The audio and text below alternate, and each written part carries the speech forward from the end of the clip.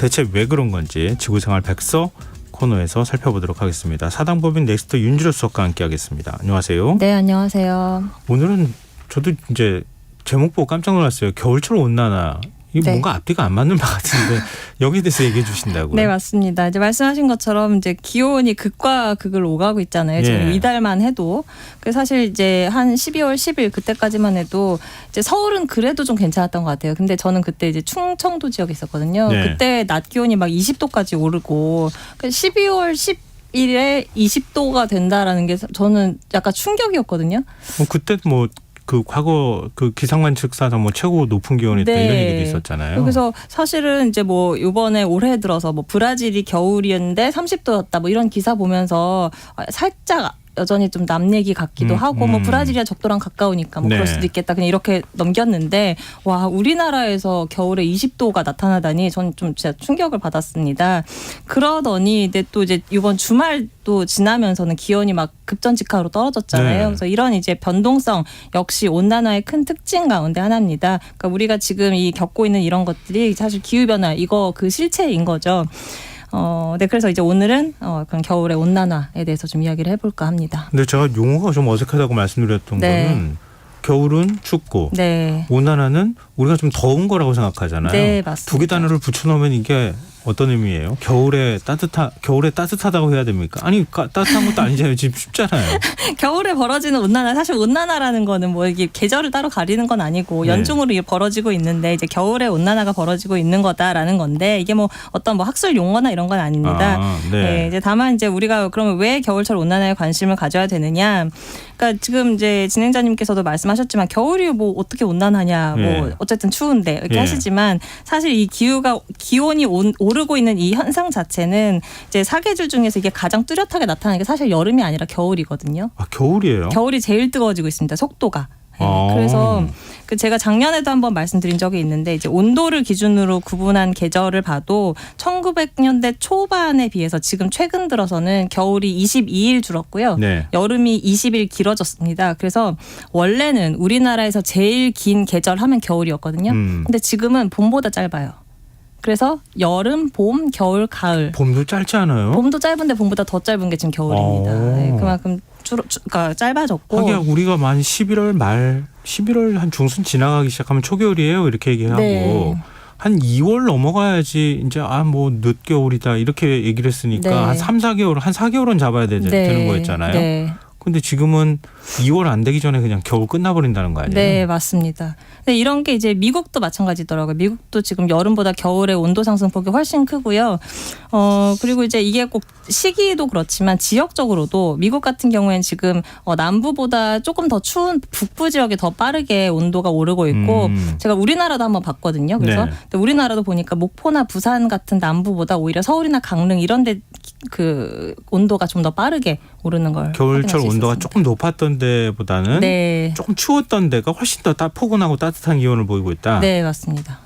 그럼 겨울에 온난화가 왜 이렇게 빨리 진행되는 거예요? 사실 근데 그 원인이 잘 밝혀진 게 없어요. 그러니까 예를 들면 과학적으로 설명이 안 돼요, 잘? 네, 아직은 잘 밝혀지지가 않았고 다만 예를 들면 극지방 있잖아요. 뭐 북극 이런 곳. 이런 네. 곳은 지금 이미 우리가 뭐 국제적으로 온도 상승을 뭐 1.5도로 막자 이런 얘기 하는데 북극 같은 데는 지금 뭐 거의 3도 이렇게 올랐거든요. 해빙이 녹고 있다 이렇게 얘기하잖아요. 그러니까 그런 데는 이제 바다 얼음이 있다가 없어지면 원래 있을 때는 하얀 눈이 덮여 있어서 막 빛을 반사를 잘하니까 얘가 열을 흡수를 안 하는데 얘가 녹아서 이제 시커먼 바다가 드러나기 때문에 열을 쫙쫙 빨아들이니까 이게 점점 같은 열을 받아도 더 극적으로 막 기온이 오르는 현상이 벌어지고 있어서 이제 극지방은 그런 식으로 많이 해석을 하는데 근데 사실 이건 이제 북극의 독특한 지형의 효과가 있는 것이고 그래서 이런 거를 이제 다른 지역에 그대로 적용을 할 수는 없어서 아직까지 왜 뭐 한국이나 뭐 미국이나 이런 곳에 더 겨울이 더 심한 온난화를 겪는가 하는 부분은 아직은 좀 잘 알려져 있지 않습니다. 그거를 이유를 밝혀내야 되는 거 아닙니까? 그러게요. 네. 지구를 연구한다는 게 참 쉽지 않은 것 네. 같아요. 일종의 이제 우리가 실험실에서 비켜 몇 개 갖다 놓고 하거나 아니면 모형 갖다 놓고 실험하는 거야 뭐 그쵸. 바로 결과를 볼 수 있지만 네. 지구를 갖다가 실험할 수는 없는 그렇죠. 거니까. 그리고 너무 변수도 많고. 그렇군요. 좀 그렇게 또 생각하니까 답답한데요. 네.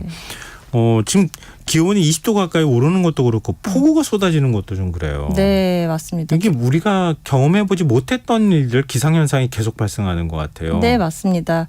그러니까 이제 뭐 원래 겨울이라는 거는 강수량이 제일 적을 때거든요. 연중에. 그러니까 뭐 눈 오지만 눈이 와봤자 1cm 정도 눈 왔다라고 해도 이거 강수량으로 치면 1mm 정도밖에 안 됩니다. 그렇죠. 네. 눈은 물을 뻥튀기 해놓은 것 같은 거니까. 네, 그렇죠. 그럼 왜 겨울은 강수량이 적냐라고 하면은 기본적으로 대기의 수증기 양이 적으니까 뭐 가진 게 있어야 뿌릴 텐데 가진 게 없으니까 이제 별로 이제 강수량이 많을 수가 없는 거죠. 근데 네. 이제 기후 변화가 되다 보면은 이제 점점 기온이 올라가고 그러면 이제 대기가 품을 수 있는 수증기의 양이 늘어나게 됩니다. 그러니까 포화 수증기량, 최대치, 수증기의 최대치가 점점 늘어나다 보니까 이제 이런 현상이 벌어지는 건데 그래서 저번에 보니까 뭐 200mm 폭우가 쏟아진 것도 있던데요. 예, 우리 겨울비 치고 여름처럼 비가 왔었잖아요. 그러니까요. 그때 이제 아까 어떤 교수님께서 말씀하셨는데 실제로 막 장마전선처럼 정체전선이 형성되기도 했었다. 뭐 이렇게 말씀을 하시더라고요.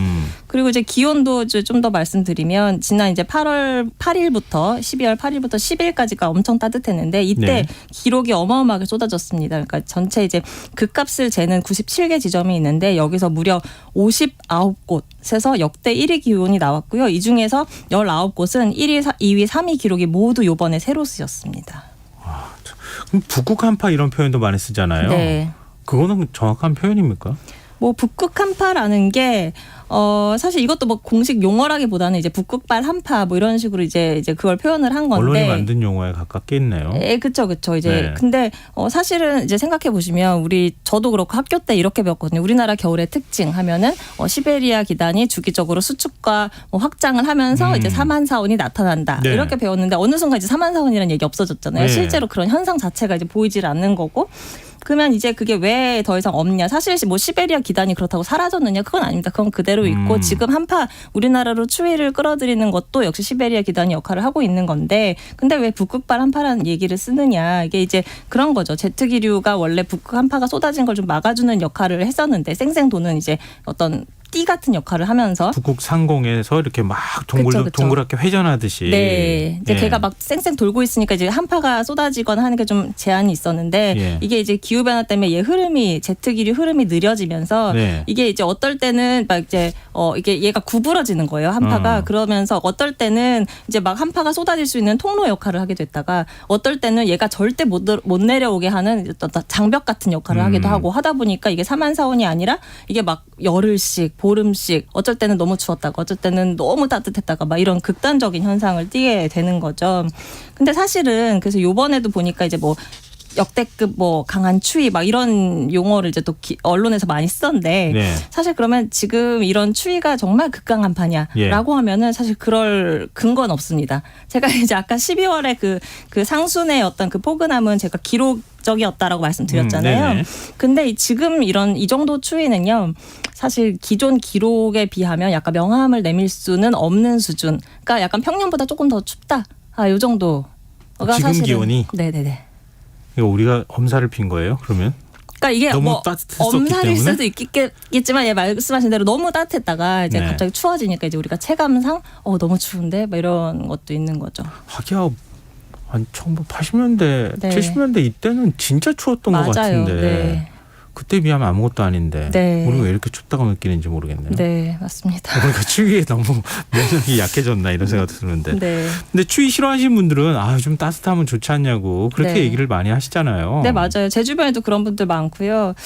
그리고 이제 뭐 여름이 원래 더운데 여기서 더 더워지면 진짜 너무 고통스러운데 겨울이 추운데 따뜻해지면 좋은 거 아니야? 뭐 그럴 수 있죠. 그리고 사실 뭐 온난화가 되면은 어떤 작물 재배 기간이 좀 늘어난다거나 하는 것들도 있긴 합니다. 그러니까 예를 들면은 이제 제주도 같은 경우에 따뜻하니까 춘천보다 재배할 수 있는 여름 작물 재배할 수 있는 기간이 한 6주 가량 더 길다고 해요. 그리고 이제 뭐 광합성이 늘어나면 광합성은 식물이 이제 활용하는 거니까 더 좋은 거 아니야? 또 이렇게도 생각을 할 수도 있죠. 근데 네. 사실은 문제가 그렇게 간단하지가 않다라는 거죠. 그러니까 예를 들면은 이제 뭐 과수 작물이라든가 견과류 이런 거는 꼭 자라는데 추위가 반드시 필요하다고 해요. 그러니까 왜냐하면 이제 이 시기가 되면 이게 식물들도 또 약간 겨울잠 자는 동물처럼 휴면기에 접어듭니다. 네. 그래서 그때 뭐를 하냐? 얘가 1년 동안 막 열매 맺고 꽃 피고 하느라고 힘들었을 거 아니에요. 예. 그럼 그때 쉬면서 이제 체력을 비축을 하는 거예요. 그래서 이제 어느 정도 쉬면서 이제 뭐 이제 조직도 좀 단단하게 하고 예. 해서 이제 잠이 들었다가 얘가 추위가 어느 정도 이렇게 며칠 쌓이면 이제 그 다음에 다시 이제 이쯤이면 봄이 오겠구나 하면서 이제 잠이 깨서 다시 1년을 이제 버틸 이제 그런 이제 활동을 시작을 하는 건데. 근데 이제 지금처럼 이렇게 기온이 계속 들쭉날쭉하고 어쩔 땐 갑자기 봄처럼 따뜻해지고 하면은 얘들이 갑자기 막 같이 꽃을 피운다거나 하면서 근데 꽃을 피워봤자 이거를 뭐 수분을 해줄 뭐 꿀벌이 있는 것도 아니고 그리고 다시 추워지면 또 얼어 죽고 하는 거잖아요. 그래서 이렇다 보니까 이런 과수작물 같은 경우에 이제 만약에 최악의 경우가 한 2100년 정도 되면 이런 수확량이 최대 80%까지 줄 수 있다. 이런 전망도 나오고 또 사실 땅이 이렇게 겨울에 얼지 않으면 또 건조해질 수도 있다.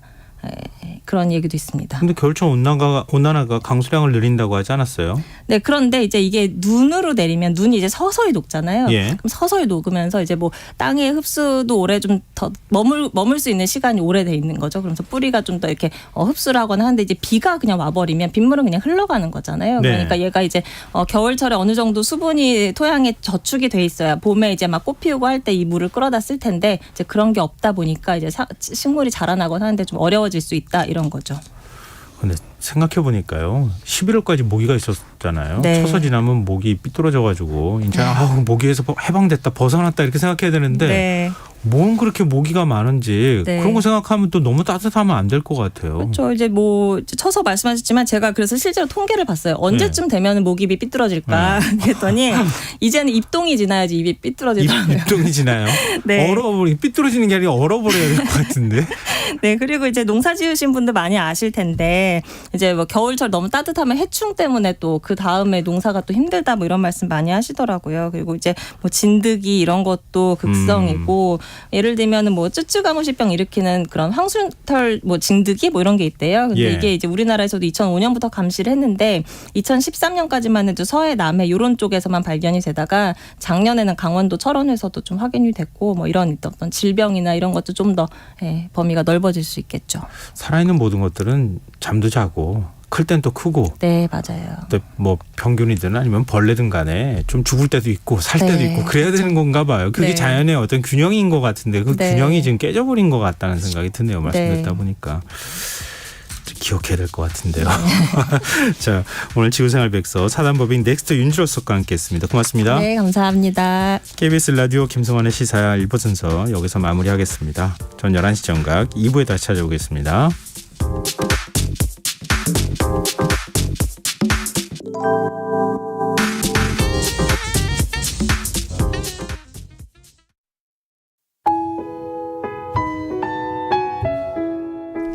청취자 여러분, 위기가정을 찾아주세요.